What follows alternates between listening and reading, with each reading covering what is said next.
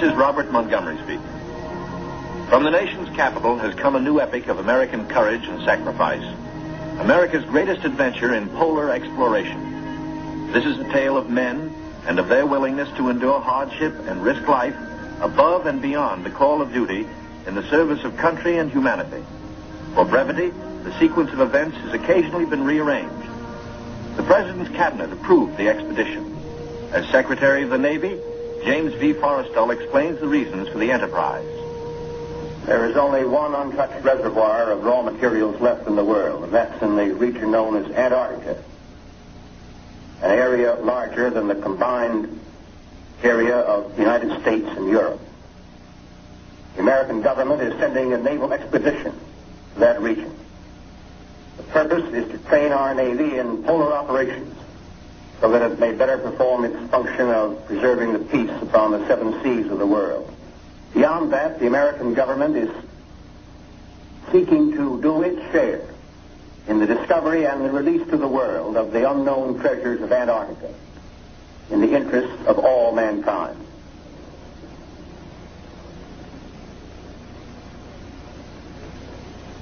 Comes up to this, gentlemen. The Secretary has approved our plans, confirming you, Admiral Byrd, as the officer in charge of the expedition, and you, Admiral Cruzen, as the task force commander. And we get everything we need. That makes Operation High Jump the greatest polar expedition in history. Admiral, time is going to be our greatest handicap. By the time we get through this very difficult ice pack, the summer will have ended and the fall will have set in. Never before has anyone attempted to take a fleet of thin-skinned steel ships through 300 miles or more of crushing ice pack. I have great faith in your skill, courage, and determination. Now, gentlemen. Admiral Nimitz reviews the operations plan. The expedition will comprise 3 groups. A central land plane group to explore the interior from Little America, and 2 seaplane groups, the eastern to map that half of the continental shoreline, and the western to map the opposite coast of Antarctica. After the original orders have been issued, 3 months of planning are needed to organize the giant venture. This is Robert Taylor speaking. At the world's greatest naval base, Norfolk, Virginia, ships of the Central and Eastern groups are loading. The flagship, Mount Olympus, equipped with powerful radio and radar, will serve as the leader's voice of command. Admirals Byrd and Cruzen come aboard to check staff preparations, food, fuel, and clothing for 4,000 men. Byrd greets staff officers who have fitted out the expedition. Not a few vessels, but a fleet. Officers and men, not hundreds, but thousands, and pilots by the score. The Chief of Staff, Captain Quackenbush, calls up the fleet's youngest recruits to meet the admirals, who name them Running Jump and High Jump. The pups are unimpressed by rank. Running Jump and High Jump are first arrivals from the Chinook kennels at Wanalancet, New Hampshire, where sailors are learning the art of navigating dog sleds. Everything happens to sailors. But soon they come to understand and to love the Huskies. They watch their dogs carefully to see that they have enough to drink and enough to eat, and always at the right time. Dog Watch Bluejackets practice the patient care that will keep the dogs in prime form. Not only food, daily attention to their eyes so that they may not suffer the dreaded Arctic snow blindness. And the inevitable vitamin pills that even dogs can't escape these days of ABCD health. The boys learn all the tricks. Tickling of the throat and a pat on the nose gets the pills down. The dog sleds are the small boats of the Antarctic. Each carries 600 pounds, with 10 dogs hauling. Each dog's harness is tailor-made, carefully fitted to avoid the chafing that has been fatal to many a sled dog at below 0 temperatures. The Husky's paws are equally important. There are canine snowshoes, precisely notched for the pulling claws. In cut-down auto chassis, the sailor drivers finish training. Huskies so often have meant life itself to Admiral Byrd that he calls them his Antarctic Life Insurance Company. From Norfolk, Admiral Cruzen sails aboard the Mount Olympus. His crews are a cross-section of the country's manhood. Admiral Byrd will follow later in the carrier, Philippine Sea. The Coast Guard icebreaker, North Wind, powerful plow horse of the expedition, backs out. The seaplane tender, Pine Island, is first to stand out to sea. Steaming south via the Panama Canal, the fleet must cover 12,000 miles to reach Antarctica. At the 100th meridian west, the groups are to separate, and the central group proceed to a rendezvous point at Scott Island. This is Van Heflin speaking. Sailing day at Santiago finds the Western Group helicopters practicing final pinpoint landings on the newly installed helicopter flight deck of the seaplane tender Currituck. They are to serve as eyes of the fleet when it buffets through the pack ice, and when need be, to go on rescue missions. For exploration, 3 Martin Mariners, called PBMs, with a flight range of 3,000 miles, are spotted aboard the Currituck. Ships of the Western Group will proceed 10,000 miles south to the Balleny Islands, 860 miles to the west of Little America. Aboard the Mount Olympus, now heading south in the Pacific, Admiral Cruzen gives a traditional command, and up goes a strange flag. The Jolly Roger, signifying the crossing of the equator and authorizing the ancient shenanigans of the sea, whereby all landlubbers are painfully presented at King Neptune's court. The veteran shellbacks copperplate the polywogs' interiors with a mixture of cylinder oil and chewing tobacco. Next, the polywogs must kiss the bosun's belly, the only kiss they'll have for many a long month.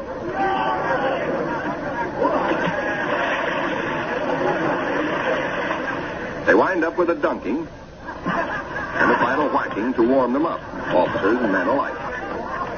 Wearing the whiskers of Neptunus caninus, Ricky, the veteran husky, presides as the pups become doggy shellbacks. The oncoming shadow of the Antarctic intensifies preparations.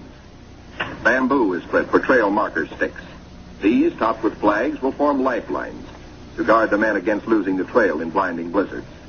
Small details, but vitally important in the wilderness of ice. The dogs are inoculated against infection. Now the serious business of the sea takes over. Danger menaces the fleet oiler, Cacapon. She must fuel the fleet now to lighten her cargo of 4 million gallons of oil. If storms strike her, plates may warp, rivets shear, and her back may be broken. And ahead are the dreaded roaring 40s. Deck parties run with hauling lines, bringing over the Cacapon's captain for a conference.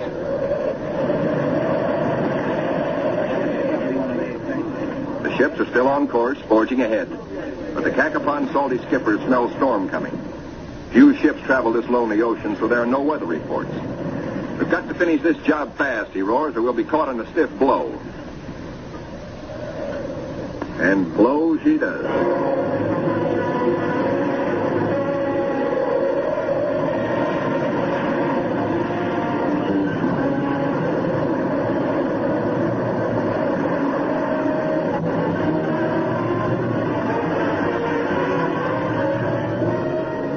Clearing skies, but still the gale blows hard.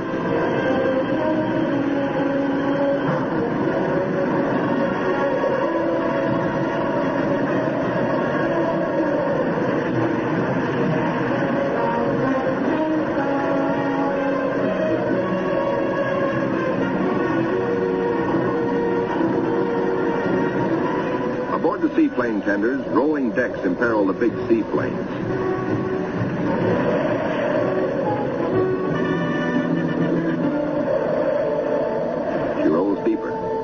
A sudden lurch. The Navy cameraman taking these pictures is thrown, his leg broken. He swings his camera, catches the nose of one plane smashed in. Swings aft, spots another plane overboard, sinking in the wake. Lost.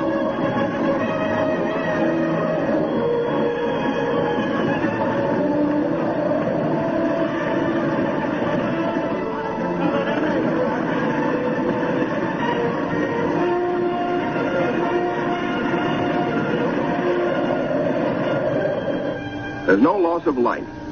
But below, in sick bay, the surgeons are busy with the injured.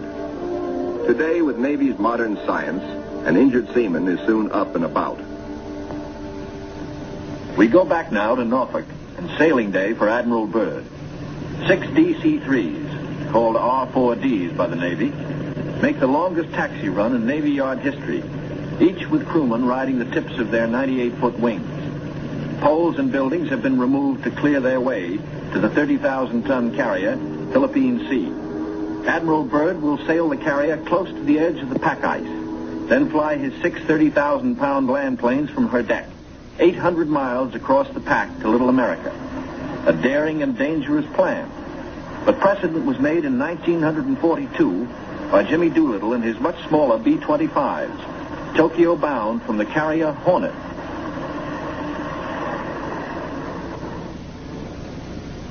As the Philippine Sea sails on her 10,000-mile voyage, the advance group under Cruzen has voyaged far south. They sight their first icebergs just above the Antarctic Circle. Careful bearings are taken, for the hulls of these ships are no thicker than was the steel skin of the Titanic. The treacherous ice is the enemy now as then. But danger is the sailor's business. His delight is in preserving home traditions, the Christmas tree and Christmas dinner.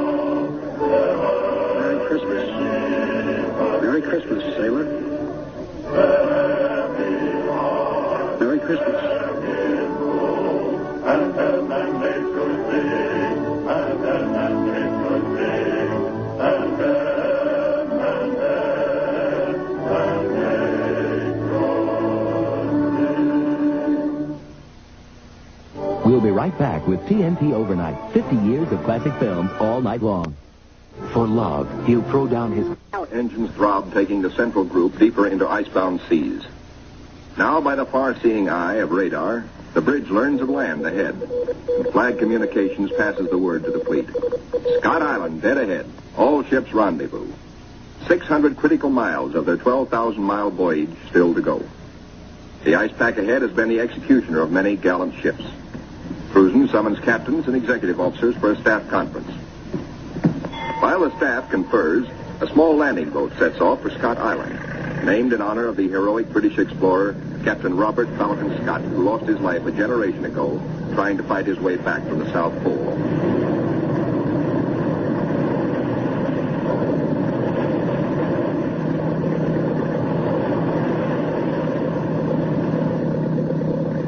In such surging seas, landing is impossible. The boat heads back for Mount Olympus with serious news. Cruzen must abandon his plan for a weather station here on this rugged submarine mountain. Time presses hard.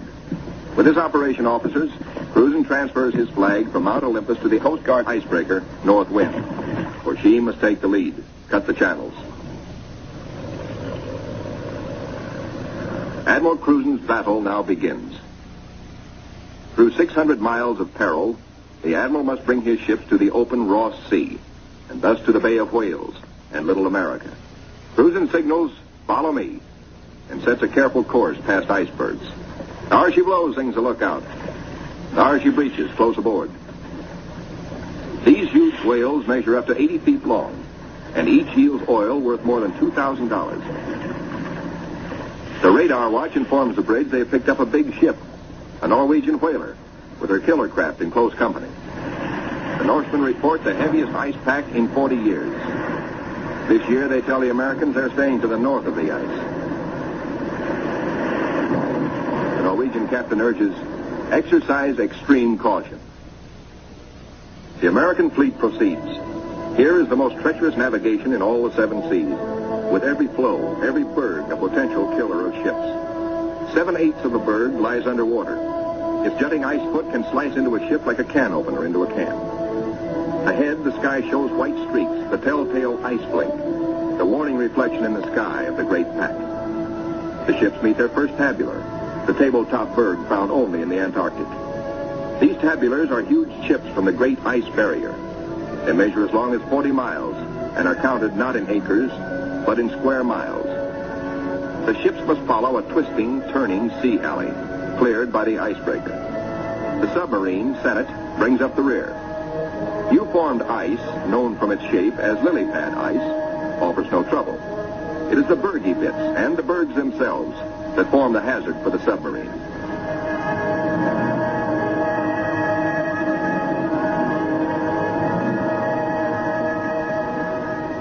A little Adderley penguin comes aboard as pilot, rides the deck for 2 solid days. Navy cameramen find new subjects, a group of emperor penguins feeding in the lead.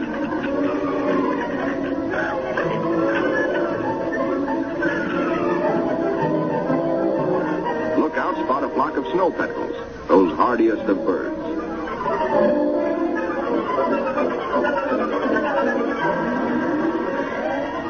Admiral Cruzen orders reconnaissance by helicopter and himself boards the plane as observer. For the first time, the helicopter serves as the eyes of the fleet to scout out a way through the ice.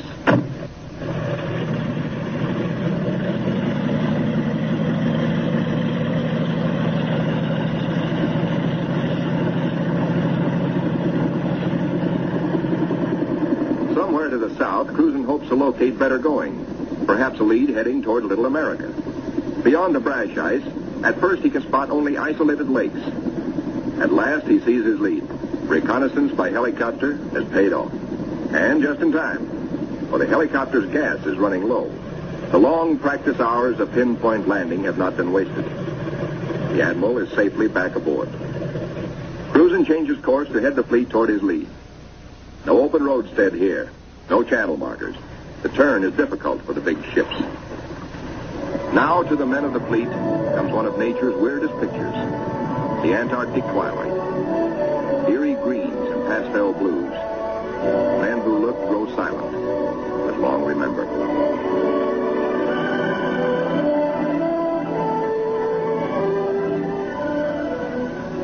Nor will they forget the dawns and the seals.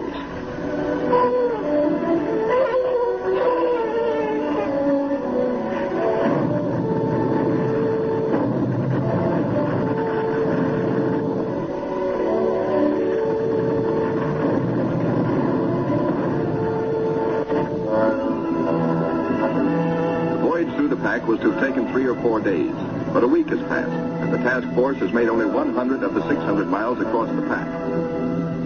An emergency radio to the north wind summons instant help. The submarine, Senate, is caught. The jaws of 2 ponderous pressure blows have closed in, locking her in a white vice. The submarine is in acute danger of being sunk.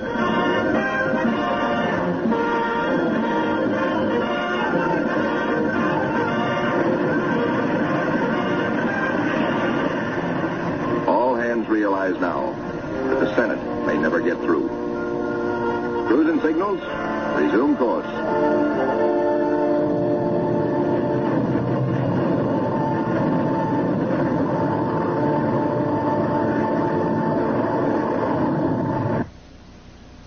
Meanwhile, the Eastern Group has steamed to Peter the First Island, 1,250 miles northeast of the main base to be established at Little America. The Eastern Group's seaplane tender, Pine Island, sends a helicopter to scout the rugged coast. Hope is fulfilled when she relocates Scott's 37-year-old camp. This was the base for the ill-fated Britain's expeditions at the turn of the century.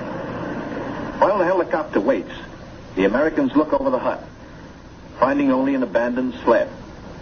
But back at the Pine Island, the helicopter meets trouble. Her rotors, heavy with ice, fail. She crashes only a few feet from the safety of the landing deck. Within seconds, the Pine Island's crash boat reaches the sinking helicopter. The rescue crewmen, drilled for just such an emergency, yank Captain Dufek and his pilot safely aboard. Back at the Central Group, danger increases for the submarine. Crushing ice is now riding up over her decks. She is solidly frozen in.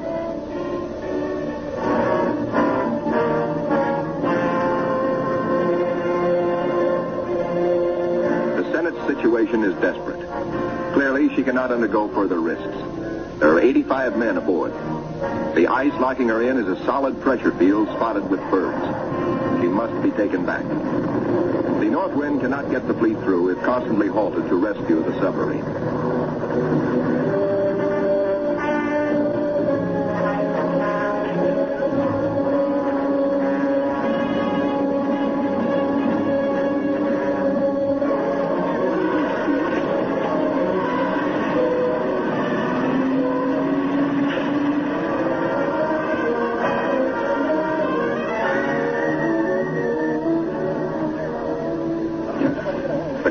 Icebreaker North Wind, with Admiral Cruzen in operational command, leaves the ships to await her return from the 400-mile round trip, towing the battered submarine, the Senate, north to the safety of the open sea. 1,200 miles to the west, 10 men set out from the western wing of the expedition on a hunt. For one of the seaplane tender Currituck's missions is to bring back specimens for the Federal Fish and Wildlife Commission. The marine marksmen storm the ice floes. These seals are armed with tiger-like jaws, easily capable of mangling a man's arm or leg. The men risk the slashing jaws of the master bull himself. He's no calf. He fights to kill. Once secured, he finds out for the first time in his life what it's like to be petted. That's not so bad. They total up their catch for the scientists back in Washington. 6 leopards and 1 rare Ross seal. The first Antarctic seal ever to fly through the air with the greatest of ease in a cargo net. 3 days later, disaster presses close to the ships of the Central Group, helpless without the icebreaker.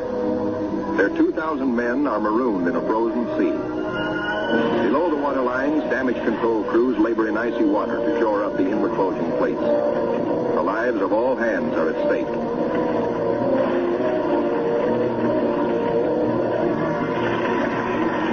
The radio flashes an SOS to Cruzen 200 miles to the north. Quickly, he orders the submarine to go on by herself to Scott Island and there operate as a weather reporting station. And now begins a race against time well worthy of high place in the traditions of the United States Coast Guard.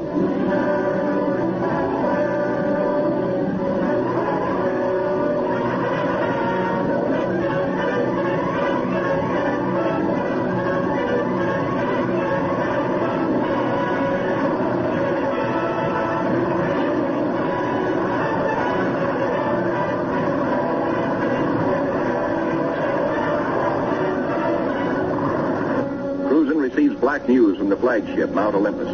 Already 5 frames forward stove in, more weakening. Only the north wind can bring salvation to the 2,000 men of the stricken fleet. Dr. Seipel, Army ice veteran, volunteers to test the floes. If the ships must be abandoned, will the ice support the survivors? Cruzen awaits Dr. Seipel's verdict. Seipel reports the ice cannot be trusted.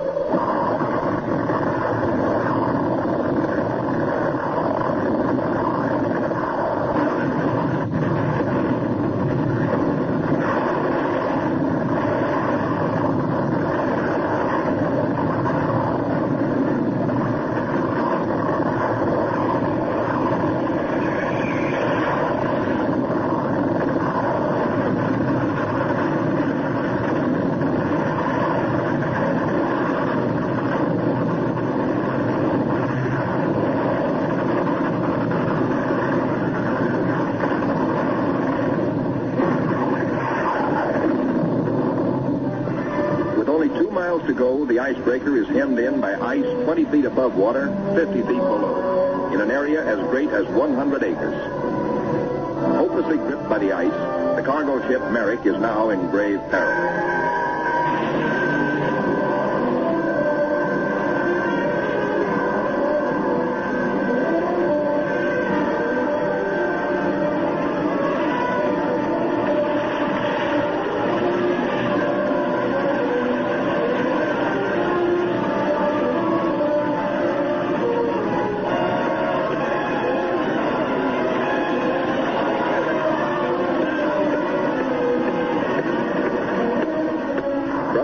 The fleet is now in sight over the pressure ridges.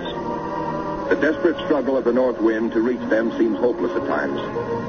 The icebreaker counts her gain by yards now. Captain Thomas tears passages that normally he would avoid. It's the critical last round, a straight-out slugging match.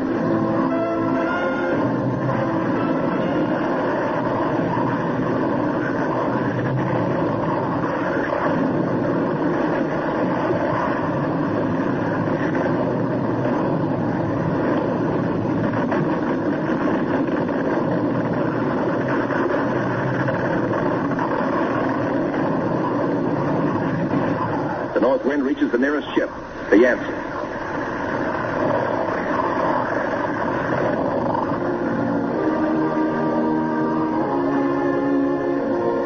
The Coast Guard icebreaker, North Wind, commands the only power operating in the whole frozen fleet. The Yancey and her 500 men are saved. Next, the Merrick, heavy in the water with a hole in her bow below the waterline.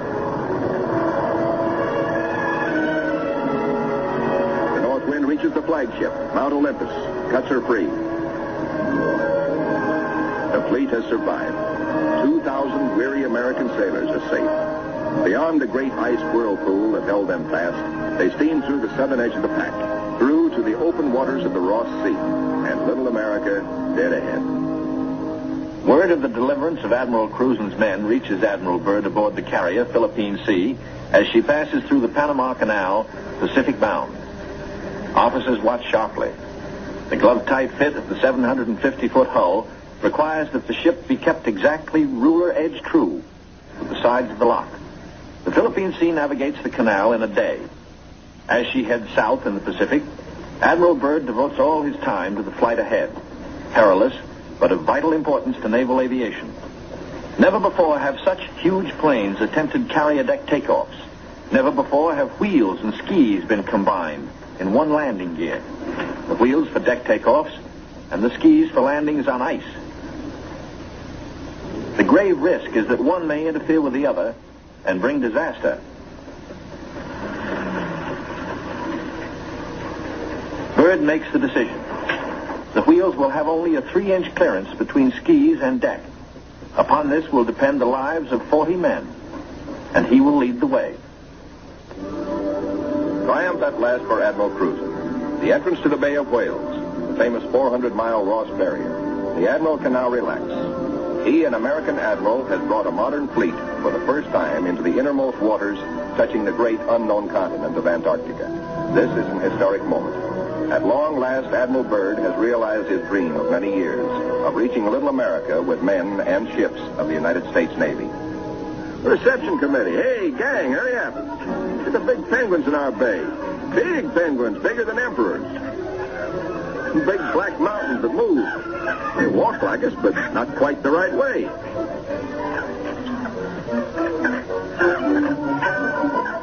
Come on, gang. We gotta go see what gives.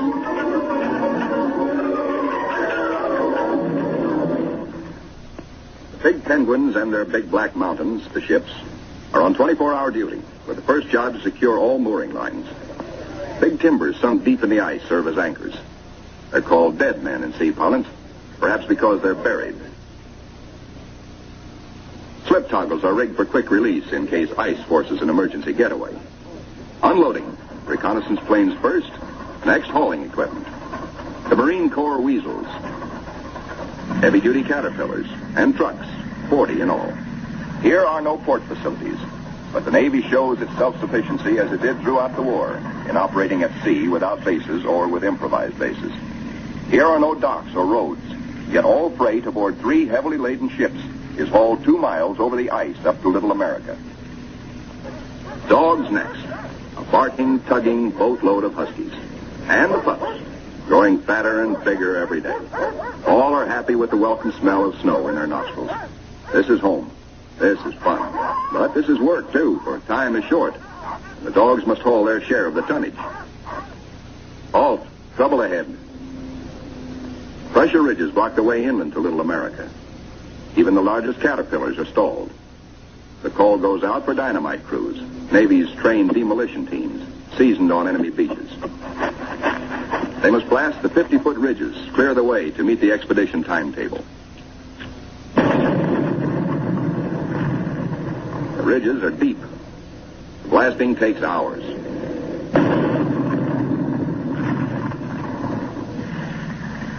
Seabees and their bulldozers follow, smooth out the road for the big cats. In 2 hours, they bridge crevasses 100 feet deep.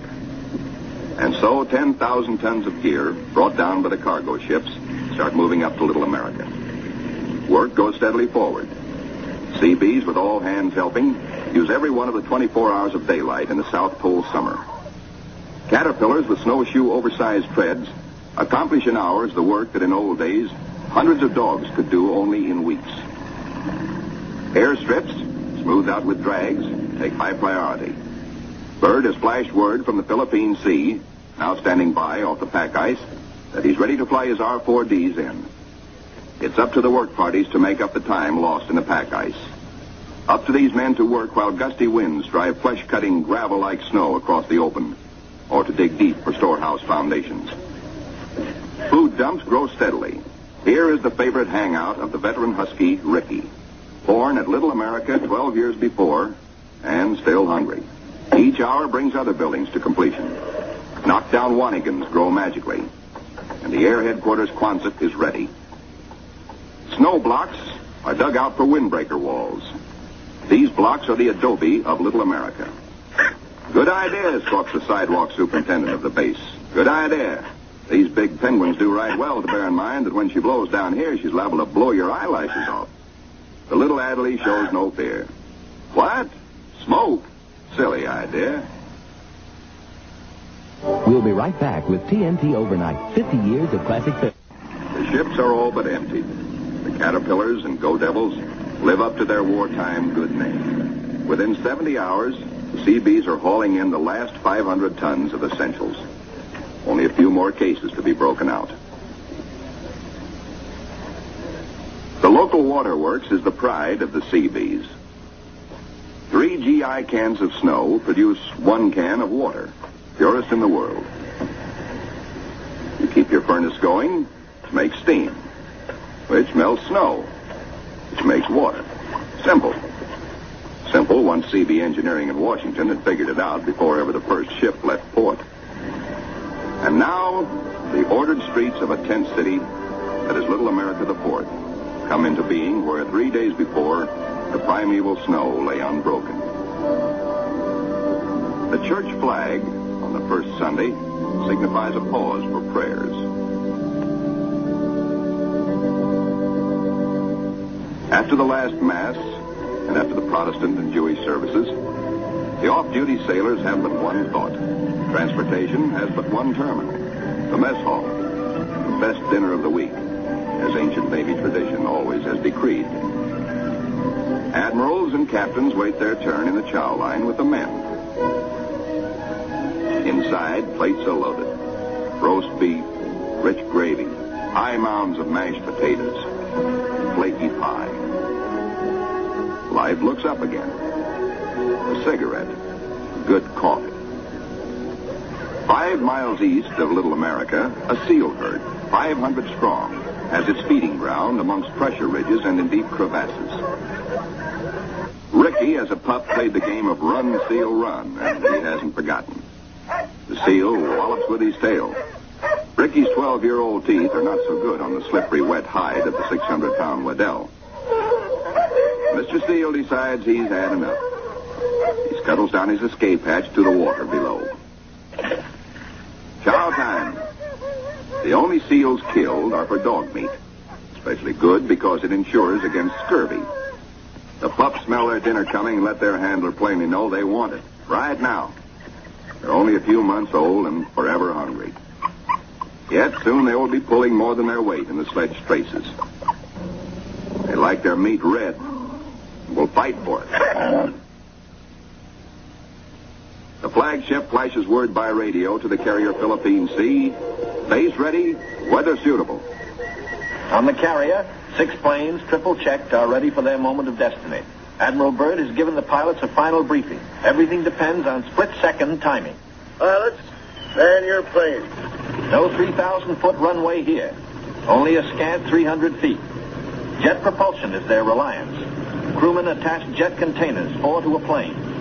These JATO bottles are packed with flaming power. In the critical 10 seconds at takeoff, they give the kick-up of 2 added engines.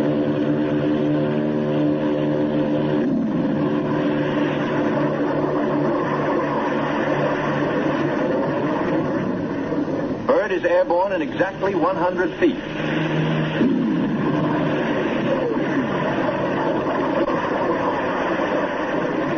Admiral Byrd and his companion plane will try the 800-mile flight first. The others await his orders. At Little America, cameramen and Admiral Cruzen wait anxiously. And there comes Byrd. Cruzen can relax now. Skis work perfectly. The carefully calculated drag of the wheels serves only to shoot up a plume of snow. Byrd greets his son, Dickie Jr., first, here following Dad's footsteps. They watch plane number 2 come in safely. Byrd tells Cruzen, good to be home again. Cruzen has urgent news. There's a terrific storm brewing, only 10 hours more of safe flying. Byrd radios the carrier, launch all planes as soon as possible. By midnight, the Philippine Sea has the remaining 4 planes ready. They must risk a takeoff in darkness before the terror of the storm strikes.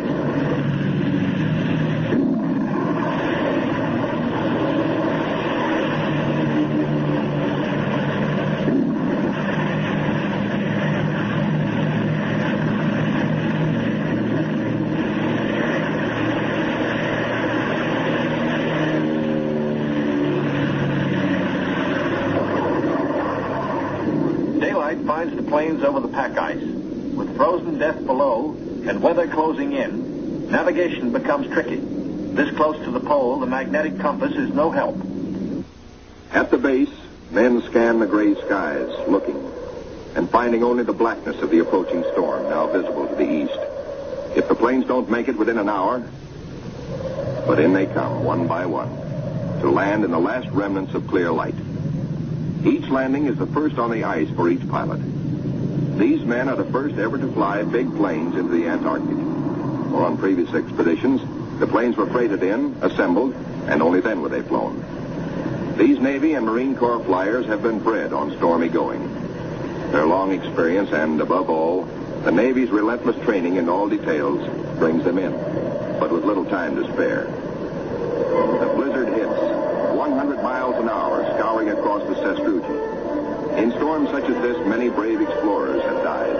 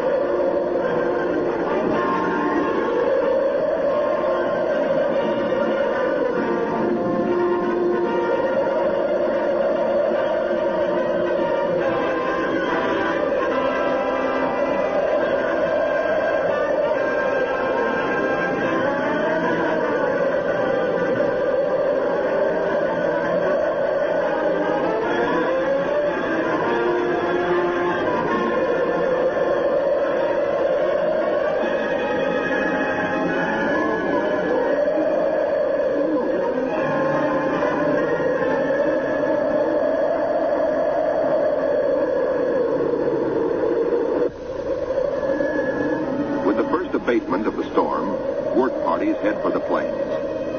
The blizzard is 40 hours old. The wind has become bearable. The expedition flight schedules are days behind. They must get the heaters going, clean out the frost. The Antarctic offers no quick machine service as on standard Navy airfields. Fuel for the heaters must be hand-dragged, hand-pumped, hand-fed, with the temperature far below freezing. The chow wagon, the never-failing CB tractor, gives the work parties a lift back to the mess tent for hot coffee, food, and warmth. Only the Navy, Marine Corps, Coast Guard, and Army cameramen who made this official record know the price they paid for these blizzard films. They covered the Pacific battles for posterity. This cold day, they froze their whiskers to make these first color films of an Antarctic blizzard. Little America digs out. The planes still stand on the line uninjured. Icicles and snow to be cleared off, but no plane blown away. Lashings held. Tent City intact proved out the technique of survival evolved by Byrd in a lifetime of exploration. Not one tent went down.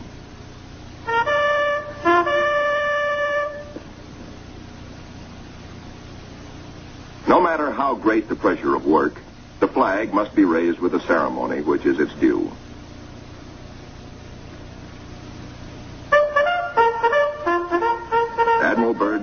Little America IV in full operating commission. The Admiral and the party ride Weasels 12 miles south to visit his earliest camp, marked by the radio towers. Little America I, now 40 feet under the snows of 17 years. And above it, Little America II, 25 feet under the snows fallen since 1935. Captain Boyd, United States Marine Corps, ties on a safety line, while Admiral Byrd and 3 veterans of his previous expeditions watch. Boyd inches his carcass down the old ventilating hatch. It stood 20 feet in the air when it was put up 12 years before. He pokes a stick up as a marker for the main hatch. Now all hands, the Admiral included, will have a chance to go look-see. Below, the old-timers find a lantern that lights at once. No manner of other gear. For here in Antarctica, there is no decay, no rust, no dust, not even germs. Fruits, vegetables, meats, all good after 17 years. Small wonder Byrd preaches that one day Antarctica may be the world's storehouse to keep the 7 years surplus for the 7 lean years. Byrd, bringing with him the old corn cob he'd forgotten in 1930, comes up last. He meets heavy going, but he makes it the hard way and seems to like it. We'll be right back with TNT Overnight. Can men survive in freezing water? Men from Mars, members of a special underwater demolition team, wear the new cold water rubber survival suit. In contrast to these skylarking youngsters eating ice cream in the ice, men in ordinary clothing are paralyzed in 6 minutes and die very quickly thereafter. Yet these sailors, wearing only underwear beneath their survival suits, stay in half an hour and come up chipper and warm. On the sunny afterdeck of the Mount Olympus, the expedition's prize penguin catch, the big emperors, are living the life of penguin Rileys. They grow 4 feet tall, weigh up to 80 pounds, and are the only creatures who live throughout the year on Antarctica. Eons ago, they flew. In time, their wings evolved into swimming fins. Their deep feathers are the warmest known. Their feet, thick leather-like pads. On these, they lay their single egg and tuck it up within the body feathers for warmth, to hatch it. In captivity, they must have their vitamins. Keeping them alive for the return voyage is quite a problem, for their bloodstreams have no germ resistance. Their necks are ball-bearing. Strangely enough, the smaller captive penguins prefer their fish fillets. They won't eat live fish out of a pail. The rockhopper penguins are the clowns of the Antarctic. 20 inches high, cocky yellow eyebrows, sassy, and forever hungry. As the men find out, they'll eat their weight in fish every 3 days. The gathering of scientific data ranks high in expedition plans. Admiral Byrd says goodbye and good luck to an over-ice expedition which is to probe deep into the Rockefeller Mountains, 300 miles southeast. 2 LVTs hauling supply sledges strike out into the white darkness, their mileage checked by bicycle wheel counters astern. In the mountain rocks, they will seek minerals and ancient petrified vegetation. Hourly, they will record important aerological data. But exploration by plane has priority 1. 1.5 million square miles are to be explored and mapped, and the oncoming winter soon will end flying weather. The wheels come off. Before takeoffs and landings on the ice must be made by skis alone, delicately balanced to feather in the wind, yet strong to stand the shattering shock of landings. Organized exploration on a scale hitherto undreamed of calls for precision timing. Each plane is serviced on exact schedule with 1,200 gallons of high-test gas and with preheated oil tested to function at 80 below. A pressure tank, especially designed for operations in deep cold, pumps the oil into the planes. Daily flights begin. Each plane has a definite sector to explore, a definite timetable, a definite radio report schedule. While the weather holds, flights operate around the clock. For emergencies, the LVTs cache provisions and fuel at the limit of their range. To aviators forced down, to rescue planes sent out to bring them in, these cairns may offer the one hope and may mean ultimate survival. 1,200 miles to the east, the Eastern Group vessels and planes are exploring the mysterious Phantom Coast. Aboard the destroyer Bronson, the commander of the Eastern Group, Captain George Dufek, makes an exploration voyage. He sails close in to Mount Erebus, 14,000 feet above the sea. It is the only known active volcano near the South Pole. Captain Dufek, his mission accomplished, returns to rendezvous with the seaplane tender Pine Island. Personnel transfers to the destroyer must be made by breeches buoy because of rough seas. This officer would probably prefer a boat. The deep roll in the destroyer's outward flaring bow forced the handling crew to wait for the exact moment to haul inboard, lest the man be dashed against the ship's side and killed. It is Captain Dufek's turn next. The line is set higher. The seas run stronger. The ships roll dangerously apart. The line slacks, then snaps taut, and breaks. A 50-foot plunge downward. Dufek disappears. Away, lifeboat! Men jump to stations. Lower away. Hurry, hurry. 8 minutes in this icy water means death. Speed is the only hope. The boat sheers clear. Heads out fast to the rescue. Captain Dufek reappears. He has managed to inflate his life jacket.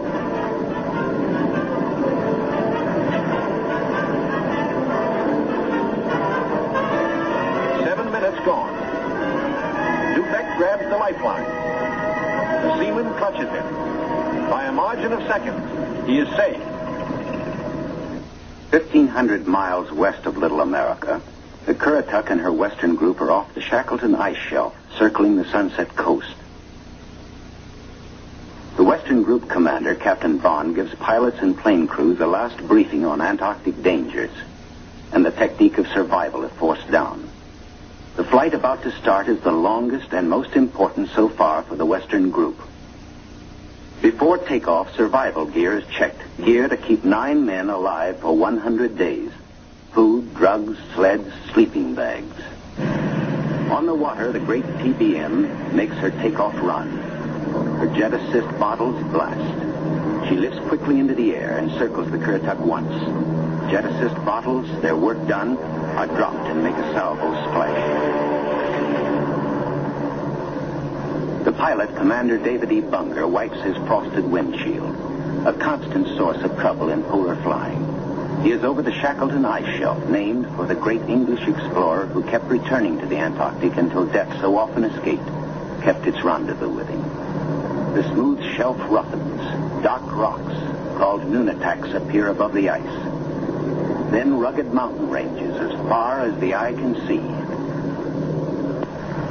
Bunger leans forward in amazement. His eyes have caught a sudden and unbelievable change in scenery.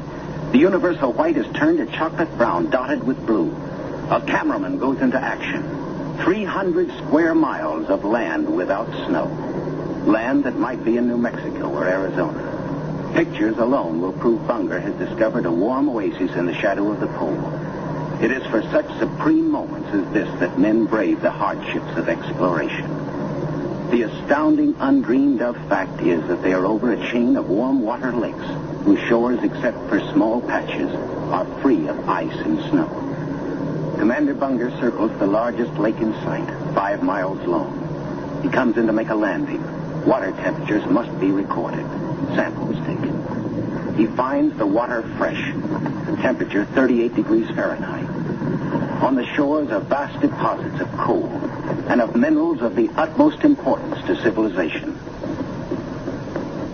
Aside from their headline discovery, Bunger and his men have another good reason for hustling home to the Currituck. A long-awaited ceremony is in progress.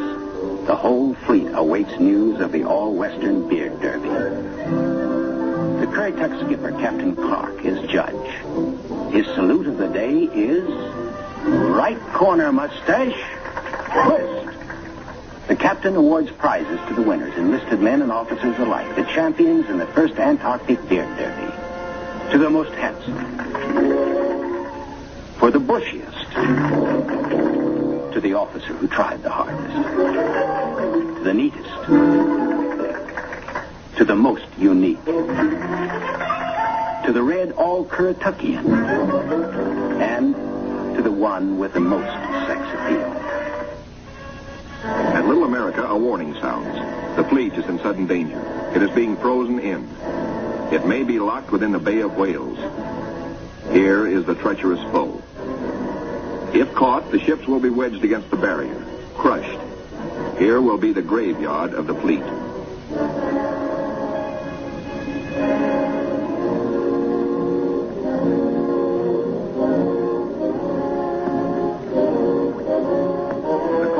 Icebreaker Northwind goes into action, ramming, back, ramming again to break up the crushing floes. Landing craft work frantically to loosen the ice around the ships so propellers may turn without shearing off. One by one, the ships are cleared, get underway. Byrd remains behind with 197 volunteers in grave problems. His most important exploration flights will now lack the powerful directional radio to Mount Olympus.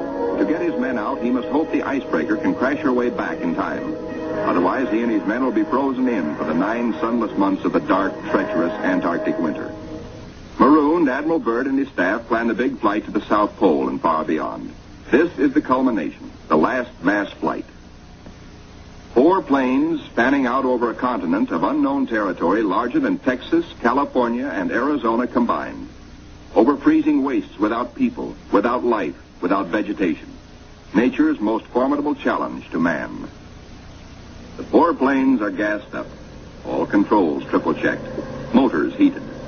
For they face cold as extreme as 60 below. Unrelenting. Murderous. Photographic units lead the parade of science to the planes. Each is a flying laboratory. The cameras are the trimetricons and the K-17s that spied out enemy secrets during the war. Now each plane carries 250 pounds of film to record some of nature's last great mysteries. The war's secret radar magnetic detectors are here, too, bolted on like bombs. In war, their electronic impulses spotted minefields buried deep under the surface. Now they will read far below the ice, detect and identify minerals, coal, iron, precious ores. Byrd gets the words, "Ready, sir." He boards the leading plane. Gives the command, take off. Crews hasten to rock the ships and thus free the skis frozen to the ice. Now all the work that has gone before, the planning, the task of preparing ships, of training men, the perilous voyage through the ice, now all of these investments of time and sometimes of suffering are come into focus. Takeoffs for non-stop flights over the desolate, danger-studded wastes of Antarctica. Flights of great distance, the equivalent of, back at home, winging non-stop from the Canadian border to the Gulf of Mexico.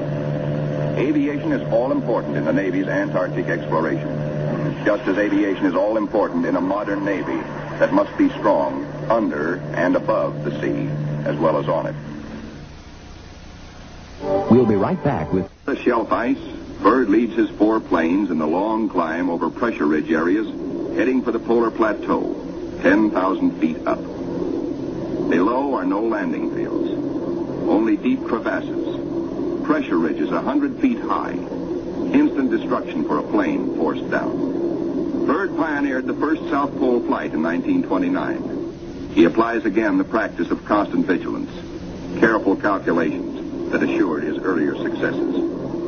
Over this cruel country, Byrd flies today at 3 miles a minute. In earlier explorations, 3 miles in one day was frequently the utmost for Shackleton and Scott for Britain, Amundsen for Norway, and Byrd himself for America. The Beardmore Glacier, 200 miles long, 50 wide, 1,000 feet deep, who knows. Byrd checks position by the sun compass. The glacier signals the South Pole itself. Here, Byrd drops the flags of the United Nations, carefully boxed, a symbol of America's goodwill to all nations. Now beyond the pole, Byrd focuses his cameras and magnetic detectors on land new to him and to all mankind.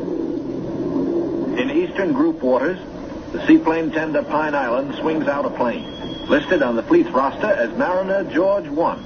Crew members look out. No shadow of coming disaster troubles their young faces. Captain Caldwell, observer. Lieutenant J.G. Frenchy LeBlanc, pilot in command. Lieutenant J.G. Bill Kearns, co-pilot. Ensign Lopez, navigator. And a crew of 5 take off to map the treacherous Phantom coast.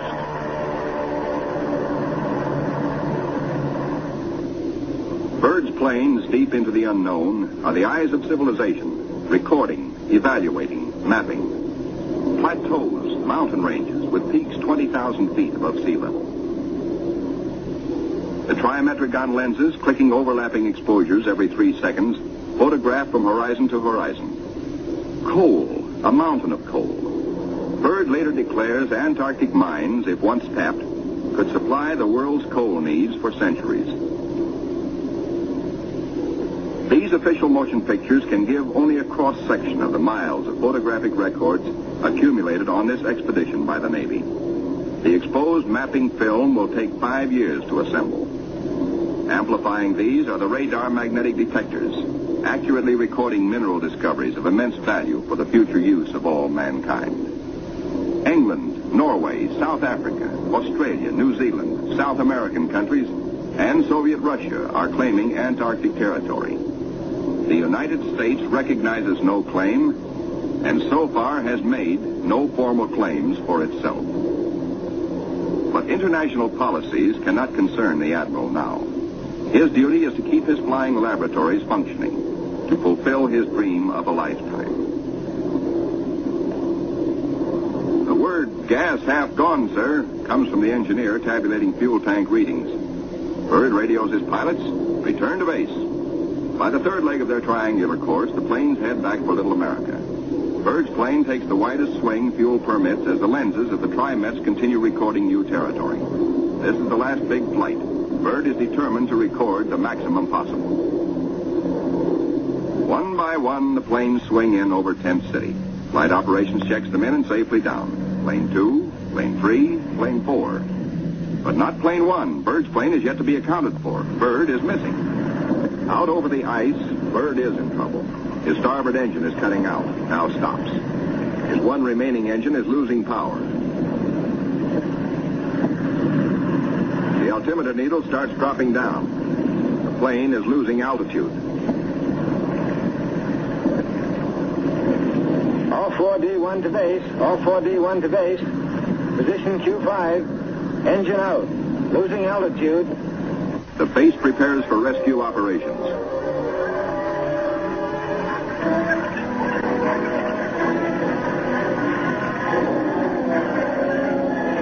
Handicapped by the partial power of one engine, the plane is in jeopardy. Down she drops. The needle drops from 3,000 feet downward, threatening peaks around her. A further drop might mean a crash. Only one hope: reduce the load, lighten her at once. Maybe that way, maybe if enough weight goes, maybe she will hold. Already the mountains are above.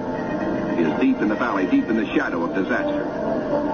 The needle drops downward from 1,700 feet.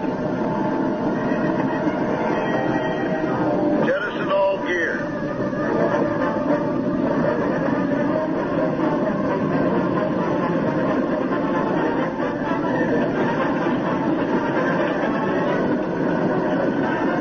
Only the precious films and records are saved. The gamble is life or death.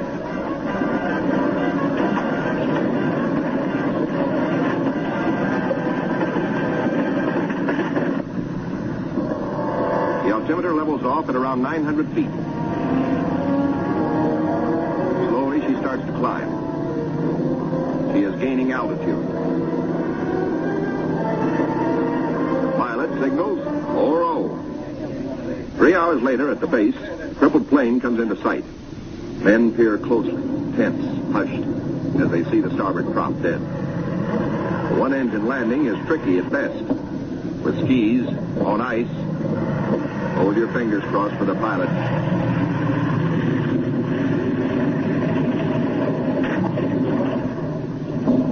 Safe, safe, good going. The greatest exploration flight of all history has ended in success. The flight beyond the South Pole. The flight beyond imagination. But over the Pine Island with the Eastern Group is the shadow of tragedy. Captain Dufek flashes the word by radio. To Eastern Task Group. From Task Group Commander. Mariner George 1 overdue. This group commence standard search and rescue operations immediately. Grim men with grave news from Captain Dufek. No time now for jubilation over his own escape. No mood for rejoicing. Byrd knows better than any man the tragic import of the message. In the freezing danger of the Antarctic, seconds are hours. Minutes are days. Every resource of the expedition must be mobilized instantly. All planes must take the air. All men stand alert for emergency duty. Over the ice pack, above the open sea, across the barrier. Mariner George I is down with men. No radio signals coming through. That means a crash. Search. Search. Search. Wherever the plane is, it must be found. For maddening, anxious days, fog shrouds the area where the accident most likely took place. Men are frantic. Yet daily, at their own request, at their urging, in fact, the crew of the Pine Island gathers for prayer service. On the 13th day, the weather breaks clear. Captain Dufek sends another PBM into the area heretofore shrouded in fog. At last, in clear visibility, the pilots and men scan water and pack ice along the Phantom Coast. Wherever they are, the 9 men of the George I have been lost almost 2 weeks. Hope is thin. 5 hours out, Commander Howell, the pilot, spots smoke. A signal fire. Some are alive down there. How badly hurt? How many live? George I, smashed. The wreckage scattered, some of it burned. And a message on the wing. Lopez, Henderson, Williams, dead. No seaplane can land on the ice. Can the survivors reach open water? Howell must drop a message. We'll land Barrier's Edge 10 miles north. We'll drop flags to mark trail. If you can walk it, form circle. If not, form line. Howell knows the gravity of the decision Captain Caldwell must reach. But if the men can walk, a day may be saved. A precious day for the injured. Howell flashes the news. Captain Dufek gets the word and gives it to the Pine Island by loudspeaker. Attention all hands. This is the task group commander speaking. Mariner George I has been sighted. Rescue operations are in progress. Howell circles his PBM over the wreckage. He watches for his answer. The huddle of men breaks apart. They've reached a decision. It's a circle. They'll try the 10-mile trek to board the PBM at the water's edge. Howell's crew have the relief gear ready now for the men below. Cargo chutes float the heavy packages down. First aid boxes, rations, skis, blankets. For men hungry, cold, hurt, and losing hope. The chutes are as lovely as shining stars. Symbols of life restored, of return to families who've been waiting and praying. Now to mark the trail. The PBM's crew have hundreds of flags, each weighted to land and stay upright. If fog should again close in on this desolate coast, there must be no second disaster. No wandering from the road to rescue. The survivors follow the trail markers. 5 able to walk, 1 on a sled. 10 miles to go. These men are marching out of the shadow of death into the sunshine of life.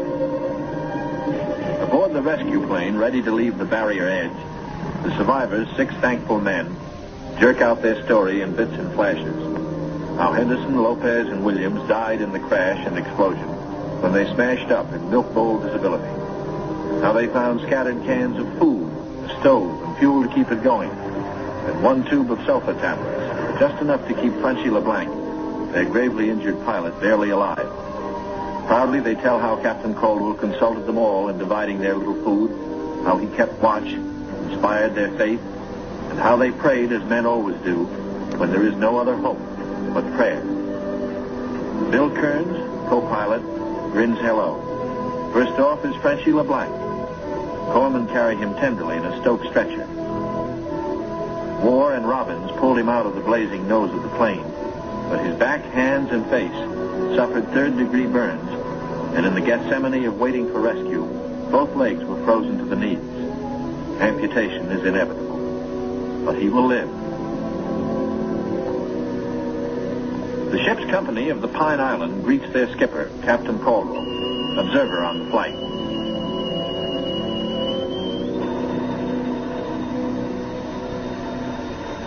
He says no ship ever looked so good to him as his own command, as again he sets foot on her decks. His executive officer greets him with sincere affection. Captain Dufek warmly welcomes the survivors. Co-pilot Kearns, his broken arm in a sling. McCarty, the photographer. Ward, the radio operator. and smiling Shorty Robbins, the motor mech.